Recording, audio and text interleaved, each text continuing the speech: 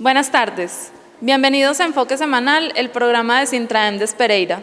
El día de hoy hablaremos sobre la Jornada Mundial promovida por la OIT y las organizaciones sindicales por la defensa del trabajo decente. Además, entrevistaremos a las madres comunitarias que se encuentran nuevamente en paro nacional exigiendo que se les reconozca como trabajadoras del Estado. Bienvenidos.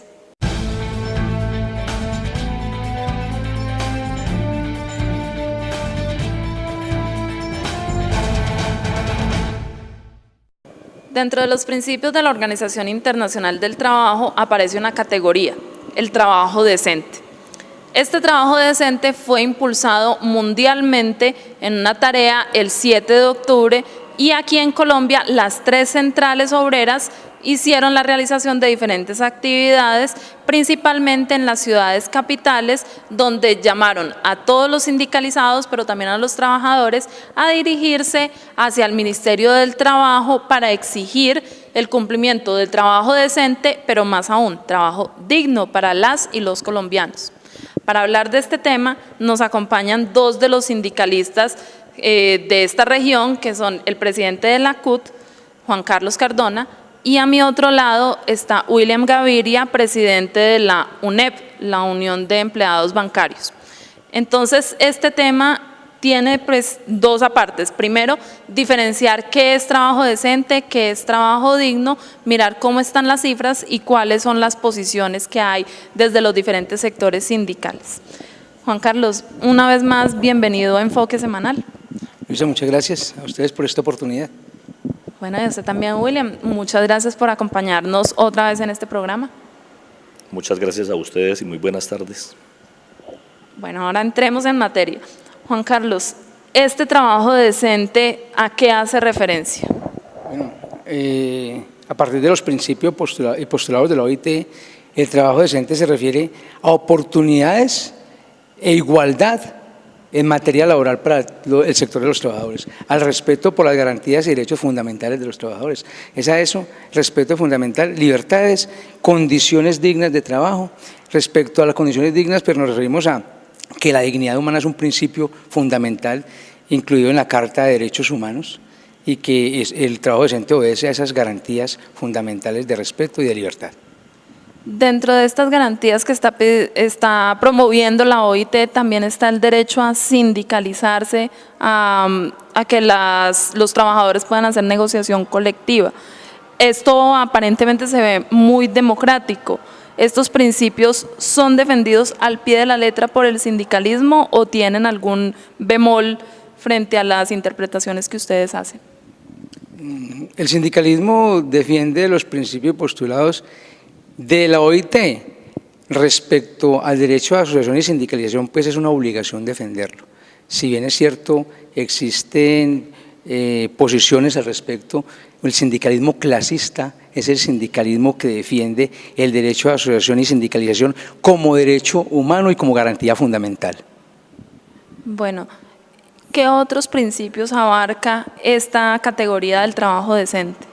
Bueno, es el empleo digno, uno de los principios, abarca la protección social como garantía de derechos para el trabajador y su familia, abarca todos los derechos de los trabajadores, no solo legales, sino extralegales, que es importante, y un tema es en el contexto pues, de lo que llamamos el diálogo social. Pero ese diálogo social hay que transcribirlo en el contexto es de la oportunidad que tenemos los trabajadores de transformar desde nuestra fuerza de trabajo, de nosotros, desde los trabajadores, transformar las políticas sociales del Estado, contribuir a las políticas y a la transformación en bienestar de nosotros mismos. William, y frente a esto que nos está comentando de esta categoría del trabajo decente trabajada por la OIT, ¿usted qué caracterización política, económica, social hace de estos principios que promueve la Organización Internacional del Trabajo? Bueno, con toda seguridad la gente del común se está preguntando ¿cómo así que trabajo decente? ¿Por qué tenemos que hablar de trabajo decente? Y es necesario entonces precisar que históricamente el trabajo ha sido un trabajo, una actividad que dignifica la vida humana, porque todos debemos producir para poder crear los bienes necesarios para que la humanidad subsista y que eso genere ingresos, etcétera, etcétera. Pero el gran capital ha hecho que el trabajo se vuelva indigno, se vuelva indecente, y a partir de 1990 sobre todo, cuando se impone el modelo neoliberal en el mundo y empieza a oprimir mucho más a los pueblos de los países pobres, el trabajo decente empieza a ser más un sueño de la humanidad, una aspiración, porque hoy las condiciones son críticas, lamentables.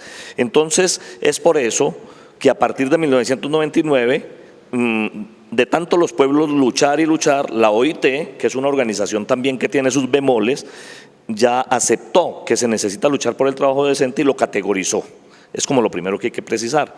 Entonces, ahí las diferentes organizaciones sociales y sindicales del mundo empezamos a llevar como una estadística y una cifra de cómo era antes y cómo es ahora, porque pareciera que hoy todo es color de rosa, hoy hay internet, hoy hay una cantidad de recursos y pareciera que todo es mejor, pero en materia laboral no. Entonces es como la precisión que habría que hacer al respecto, Luisa. Bueno, y frente a esas cifras de las cuales usted nos habla, ¿qué se sabe en concreto aquí en Colombia frente a empleabilidad, frente a todas estas indicadores que maneja incluso el DAN, el gobierno y las mismas organizaciones sociales? Bueno, a partir de 1990, lo primero que hay que afirmar es que el trabajo se degradó y se volvió inhumano con la humanidad. Entonces, antes de 1990, a nivel mundial, la tasa de desempleo podía ser muy alta en determinados momentos, pero había una mayor permanencia en los puestos de trabajo y había una remuneración que permitía que los hogares se desarrollaran de manera digna. Ejemplo concreto, una familia de 6, 8 o 10 habitantes, porque era la mamá del papá y 6, 8 o 10 hijos, subsistía con el ingreso del trabajo del papá. Después de 1990, ese salario que le pagaban a una persona lo han dividido los grandes empresarios para pagarle a 4 o a 5, y ya se habla del trabajo del ingreso familiar. Eso demuestra que el salario nada más se ha achatado en Colombia. Aparte de eso, la jornada laboral se extendió y no se remunera. Aparte de eso, la seguridad social no se le reconoce a la población. Entonces ahí podemos medir o plantear algunas cifras. Una de ellas, el nivel de desempleo a partir de 1990 viene siendo manejado para que sea de menos de un dígito. Generalmente el desempleo siempre ha estado planteado con cifras del 11%, 12%, 14%, dependiendo las coyunturas concretas y la financiarización misma de la economía, que pudiéramos hablar luego de ello. Pero entonces, hasta 1990 se podía decir que había un promedio de desempleo a nivel mundial de entre el 6.5% y el 13%, dependiendo de las condiciones propias del país industrializado o pobre. Hoy hay niveles de desempleo que llegan hasta el 30%, caso España, producto de la misma situación.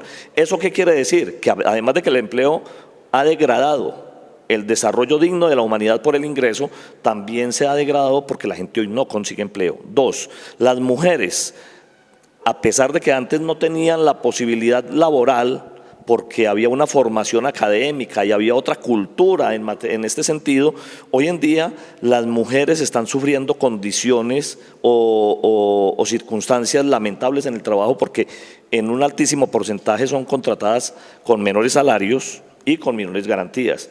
Hasta 1990, el nivel de subempleo en Colombia casi que ni se conocía, pero a partir de 1990, hoy hablamos ya de ocupación, entonces hoy el nivel de ocupación de la población es altísimo, pero ocupación no quiere decir que tiene trabajo, ocupación es que desarrolla alguna actividad, y con eso el DANE mide la tasa de desempleo. Pero no obstante que haya nivel de ocupación, no hay salario, ni hay vinculación laboral, hay una cosa que se llama autoempleo. Entonces todas estas categorías nos permiten visualizar que a partir de 1990, en los últimos 24 años, en Colombia se ha venido degradando de manera significativa las condiciones de la población, las condiciones de vida, las condiciones no solo de vida, sino las condiciones salariales, de empleo, de subempleo, etcétera. En Pereira hemos tenido agua y bosque durante 150 años, pero pueden acabarse. Sin bosque no hay agua, sin agua no hay vida, ni ciudad ni futuro. Cuídalo, para que el agua sea buena y abundante los próximos 150 años y mucho más. Aguas y Aguas de Pereira, responsables del futuro.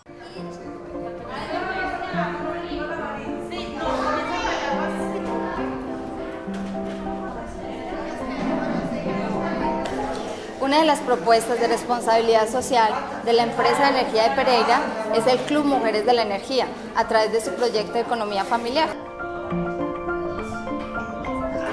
Nuestro objetivo principal es brindarle a las madres, en su mayoría cabeza de hogar, como una oportunidad. Esto es un proyecto de vida para que ellas tengan la opción de aportar ingresos a su casa. Y no solo eso, sino que acá no se les niega la oportunidad de que, o sea, no tienen excusa para venir. Pueden traer sus hijos, incluso algunas han llegado a traer a sus esposos y comparten este espacio con ellos. Lo que estamos aprendiendo aquí es bueno, porque eso nos ayuda para que nosotras sigamos haciendo cositas y la gente empiece a conocernos y entonces nosotros podemos vender.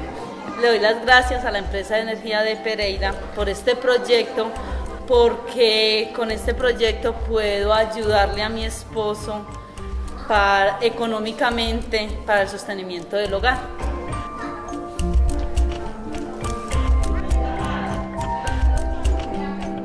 Hace 8 días una me decía, ya vendí un cerdito, porque pintamos unos cerditos que son una alcancía, y me decía, vendí un cerdito y pude pagar la factura. Entonces yo creo que experiencias como esas son las que nos aportan a cada uno desde su experiencia, a ellas como madres, a uno como profesional y a la empresa desde responsabilidad social.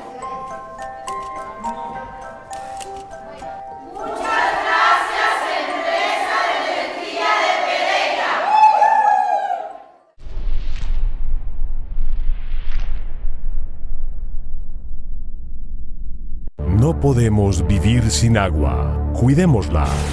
Y es por eso que te quiero, porque eres mi nena y te amo. Ole, ¿se murió en la ducha o qué? No, papá, ya voy.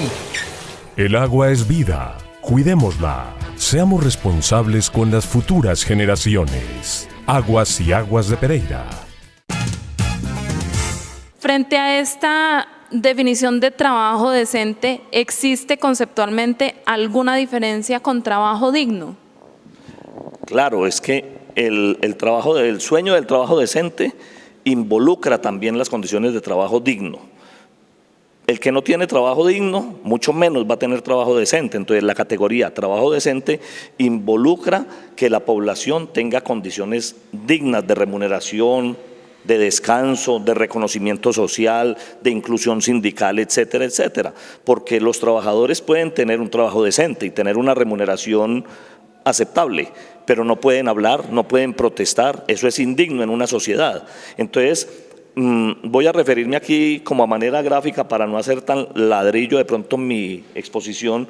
En Colombia en el año 2012, el nivel de subempleo llegó al 32%, el nivel de subempleo, pero el nivel de informalidad llegó al 68%. ¿Qué quiere decir? Aquí, si habláramos de decencia en el empleo, puede ser un trabajo más decente el de un trabajador, entre comillas, el de un trabajador informal, porque puede ser incluso un abogado y puede tener ingreso interesante o significativo para su desarrollo humano. Pero un abogado que tiene un consultorio jurídico o un médico que puede no pagar seguridad social y el Estado no se la garantiza. Eso es indigno. Entonces, a pesar de que el subempleo se ha disminuido o se ha controlado un poco, el nivel de informalidad, dada la situación de las empresas que no contratan y las condiciones de maltrato que hay en las empresas y las condiciones de ganancia que quieren tener los grandes empresarios, hoy los que salen de las universidades, los profesionales nuevos, no encuentran empleo y les toca entonces irse a la economía informal, así sean profesionales. Entonces, una cosa es tener un trabajo digno y otra cosa es tener un empleo decente, ¿sí? En América Latina está más baja la cifra de subempleo y de trabajo informal que en Colombia. Colombia, después de Brasil, maneja un promedio mucho mayor de informalidad. En Colombia es en el país en donde la seguridad social atropella más a los trabajadores, porque hay una cantidad de normas hoy que le permiten a los empresarios no vincular a los trabajadores a la seguridad social. Ejemplo, un trabajador cuando lo contratan por contratos de obra civil, ¿sí?, que es uno de prestación de servicios que se llama civilmente, ese trabajador está obligado a pagar su propia seguridad social.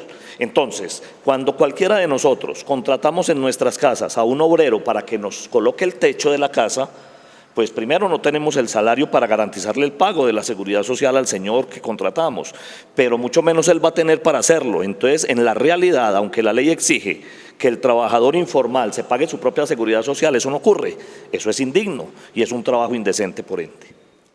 ¿Cuál es la posición que usted, Juan Carlos, defiende desde la CUT frente al empleo decente, el empleo digno, como una reivindicación de los trabajadores? Bueno, no solo es una farsa, es que el Gobierno Nacional, a través de las políticas laborales impuestas, pues no está garantizando ni el trabajo decente ni el trabajo digno. Aquí en Colombia hoy el empleo se volvió más que mercancía, mercancía estomacal. Hoy los trabajadores se abusa de la condición de la famosa crisis del capitalismo, que la estamos pagando los trabajadores, entonces la pagamos los trabajadores. Mientras el capital se enriquece con nuestra mano de obra, el trabajador termina trabajando por menos, en condiciones inferiores, termina hoy trabajando largas jornadas. Hoy la seguridad social, como lo explicaba William, no es garantizada en su totalidad.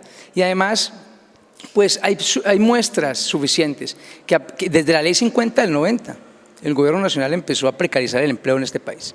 Muestra suficiente. Y a pesar de que hoy quiere, por la firma del tratado con Estados Unidos, el compromiso de formalización de empleo, otra farsa, porque es un compromiso que existe, pero muchos empresarios salen a decir, inclusive el Ministerio del Trabajo sale a discutir que se ha formalizado empleo, pues una gran mentira, porque si bien se puede formalizar porque hay un contrato de trabajo, no está garantizado trabajo digno y trabajo decente, no simplemente porque me paguen el salario mínimo, no simplemente porque me den esa garantía, diferente a lo que me están garantizando el trabajo decente, porque puedo ganarme el salario mínimo, pero mientras tenga largas jornadas, mientras me prohíban y me acosen por el solo hecho de organizarme y sindicalizarme para buscar beneficios, eso no es trabajo decente ni trabajo digno, y lo está permitiendo el Gobierno Nacional y lo está permitiendo el Ministerio del Trabajo cuando no entra a intervenir a sancionar a aquellas empresas que lo hacen con los trabajadores y, lógico, precarizan la relación laboral, al punto pues de que hoy día muchos trabajadores terminan en la informalidad, ni siquiera en el subempleo, en la informalidad, porque no aguantan esas condiciones y características de trabajo que dice ser decente y que el Gobierno Nacional y las entidades manejadas por el Gobierno dicen que es decente porque les pagan el salario mínimo. Es una gran mentira porque no reúne las condiciones de garantía de derechos fundamentales del trabajador, que son pues lo que garantizaría, como lo explicaba William ahora, el trabajo decente es eso, yo poder no solo vender mi fuerza de trabajo, sino que la remuneración sea una remuneración suficiente para garantizar mi subsistencia y la de mi familia, que pueda tener la facilidad de organizarme, sindicalizarme y exigir derechos, la protesta social. O sea, una posibilidad que me garantice como trabajador poderme desarrollar como ser humano, porque no puede ser que termine uno siendo una mercancía, sino que los trabajadores somos seres humanos que merecemos desarrollarnos como tal y merecemos las condiciones suficientes. Bueno, Juan Carlos, muchas gracias por habernos acompañado el día de hoy en Enfoque Semanal. Muchas gracias a Enfoque Semanal. Yo reitero, es el programa, la voz de los trabajadores y de las organizaciones sindicales y sociales, y por este espacio que espero que se repita. Bueno, a usted también, William, muchas gracias por haber estado nuevamente con nosotros en esta emisión.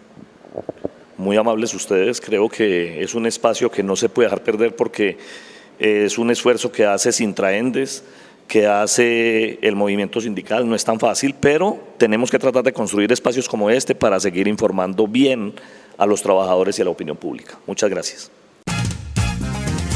Protegiendo nuestros recursos naturales, garantizamos un mejor futuro. Pero, ¿cómo protegemos el agua? El agua nace en el bosque y protegiéndolo tendremos agua, vida, ciudad y futuro, otros 150 años y más. Aguas y Aguas de Pereira, responsables del futuro. No podemos vivir sin agua. Cuidémosla. Ay, mi hija le estaba contando y me acordé de algo que le iba a decir y es súper importante. ¡Hija! ¿Te cuesta mucho cuidar el agua? Ay, sí, mi amor, es que se me olvida. El agua es vida. Cuidémosla. Seamos responsables con las futuras generaciones. Aguas y Aguas de Pereira. Las madres comunitarias por segunda vez en el año, en realidad tercera vez porque el año pasado también estuvieron en estas actividades, volvieron a salir a paro debido a que aún siguen sin ser reconocidas como trabajadoras del Estado. Para hablar de esta situación, entonces se han reunido en asamblea aquí en Dos Quebradas, donde están realizando un paro escalonado en apoyo a las jornadas nacionales. Estas actividades también se vienen desarrollando en Pereira desde las diferentes asociaciones que hay de madres comunitarias, pero en estos momentos contamos con la grata compañía de las compañeras de Dos Quebradas. Para hablar del asunto nos acompaña Edith María Cuellar de la ADIP, Asociación por la Defensa de los Derechos de los Hijos del Pueblo. Edith, bienvenida a Enfoque Semanal. Ay, muchas gracias por invitarnos a exponer toda la problemática que tenemos nosotras como madres comunitarias, ya que ha sido un proceso muy largo, muy duro y ahí estamos todavía en la lucha. Bueno, ¿y por qué si ustedes estuvieron en paro, ya lo habían levantado, por qué tienen que regresar otra vez a paro nacionalmente frente al presidente Santos? Lo que pasa es que nosotras hemos venido haciendo unas peticiones, tenemos un pliego muy amplio con todas las necesidades y la problemática de las madres comunitarias. Entonces hemos hecho ya varios paros, como tú dices, y nunca se han cumplido las mesas. Cada que se hacen los paros, pues se llegan a unos acuerdos y quedamos pendientes de esos acuerdos, porque en realidad el paro no se levanta, el paro queda como suspendido hasta que se realizan las mesas. Y vemos que nada pasa y se incumple, el gobierno no quiere atender nuestras solicitudes y tenemos unos puntos específicos en el pliego que son demasiado importantes para nosotras. ¿Cuáles son esos puntos? Especialmente el que más nos afecta es la pensión para las compañeras que llevan demasiado tiempo sirviéndole al Estado como madres comunitarias, atendiendo a los niños más vulnerables de nuestra sociedad. A ellas simplemente no tienen ningún derecho. Si salen por enfermedad, ahí quedan subiendo sus necesidades, y las que ya tienen su tiempo de salir pensionadas, no pasa igualmente nada. El gobierno quiere darle una beca, como una especie de subsidio, como si fueran indigentes, y no, ellas han cumplido un trabajo muy bonito y con mucho esfuerzo, con mucha dedicación, donde se compromete a toda la familia, porque ser madre comunitaria es comprometer a toda la familia, el hogar de nosotros, y son muchas cosas que nosotras hacemos y que el gobierno no se reconoce. El otro punto es la legalización de las madres comunitarias como empleadas del gobierno. Nosotras no somos empleadas de nadie, pero sin embargo tenemos muchos jefes, cumplimos unos horarios, cumplimos unas labores y no somos empleadas de nadie, ¿sí? Entonces es bueno que seamos contratadas a término indefinido, porque en este momento nosotras no tenemos ninguna legalización y por eso pues no tenemos derecho a pensión, no tenemos derecho prácticamente a nada. Claro, y dentro de los logros de las luchas, la beca que a ustedes les pagaban mensualmente, que era inferior al salario mínimo, ahora se las están pagando con el valor del salario mínimo de este año. Pero sigue siendo una beca, no es salario. Y como no es salario, no van a poder acceder a prestaciones sociales. Entonces, para luchar y apoyar este paro nacional, ¿qué actividades han desarrollado aquí en Dos Quebradas las madres comunitarias? Nosotras estamos haciendo unos paros escalonados, teniendo en cuenta pues las necesidades de los niños. Es muy difícil uno decir que asume un paro total, porque este paro pues va para largo y nosotras sabemos las necesidades de ellos. Por eso estamos realizando unas jornadas pedagógicas con los padres, con los vecinos, con nuestras familias, con toda la gente de alrededor, con la comunidad. Y estamos haciendo apoyos de media jornada, donde salimos a hacer marchas, donde salimos a hacer unas protestas públicas, y además hemos hecho también recorridos por los barrios, ¿sí? Estamos pegando como afiches, o sea, estamos concientizando y dando a conocer a la opinión pública qué es lo que pasa realmente con las madres comunitarias, y eso pues es una forma de lucha. Vamos a ver qué otras cosas hacemos y tratando como de no perjudicar a los niños y a los padres usuarios, que en realidad nos han tenido mucha paciencia y nos apoyan también cuidando a los niños en el tiempo que nosotras los despachamos para la casa.